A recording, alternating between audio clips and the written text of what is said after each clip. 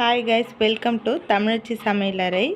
இன்றைக்கி நம்ம ஈஸியாக ஒரு சிறுபருப்பு சாம்பார் எப்படி வைக்கிறதுன்னு பார்க்கலாம். அதுக்கு தேவையான பொருள்: ஒரு கப் அளவுக்கு சிறுபருப்பு, ஒரு ஸ்பூன் அளவு சீரகம், ஒரு அரை ஸ்பூன் அளவுக்கு மிளகு, 2 தக்காளி. அதுக்கு சிறுபருப்பை நம்ம வானலில் போட்டு கொஞ்சம் வாசனை வர அளவுக்கு வறுத்துக்கலாம்.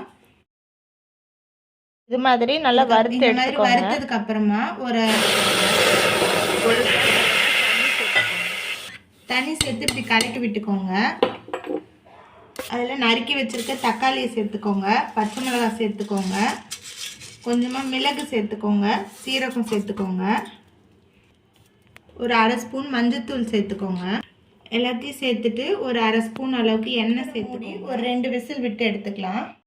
பருப்பு விசில் வர்றதுக்குள்ளே தாளிப்புக்காக ஒரு வெங்காயம் நறுக்கி வச்சுக்கோங்க, ஒரு கைப்பிடி அளவுக்கு கருவேப்பிலை எடுத்து வச்சுக்கோங்க, கொஞ்சமாக கொத்தமல்லி எடுத்துக்கோங்க, அப்புறம் காஞ்ச மிளகாய் கிள்ளி வச்சுக்கோங்க. நாங்கள் விசில் அடங்கிடுச்சு, இப்போ ஓப்பன் பண்ணி பார்த்துக்கலாம். பார்த்திங்களா, வெந்துருச்சு. இப்போது நல்லா கடைஞ்சி எடுத்துக்கலாம். பருப்பில் இருக்க தண்ணியை தனியாக நீர்த்துட்டு பருப்பை கடைஞ்சி எடுத்துக்கலாம்.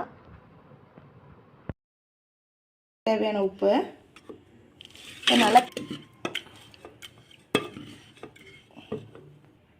நல்லா கடைஞ்சாச்சு. இப்போ இதுக்கு ஒரு சின்னதாக ஒரு தாளிப்பு போட்டுக்கலாம். கொஞ்சமாக தாளிப்புக்காக எண்ணெய் ஊற்றி கடுகு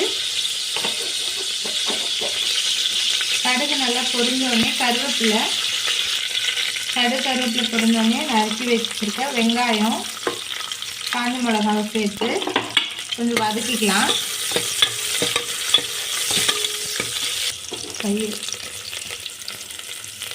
நல்லா வதங்கினதுக்கு அப்புறமா நம்ம கடைஞ்சி வச்சுருக்க அந்த பருப்பையும் சேர்த்துக்கலாம்.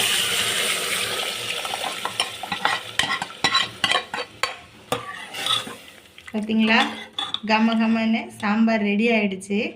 இது கூட இட்லி, தோசைக்கெலாம் வச்சு சாப்பிட்டா பசங்களுக்கு நல்ல ஹெல்த்தியான ஒரு சாம்பார். நாங்கள் சூடாக இட்லிக்கு இந்த சாம்பார் வச்சு ஒரு வாட்டி ட்ரை பண்ணி பாருங்கள், கண்டிப்பாக நல்லாயிருக்கும். இருந்தால் லைக் பண்ணுங்கள், ஷேர் பண்ணுங்கள், சப்ஸ்கிரைப் பண்ணுங்கள். Thank you guys.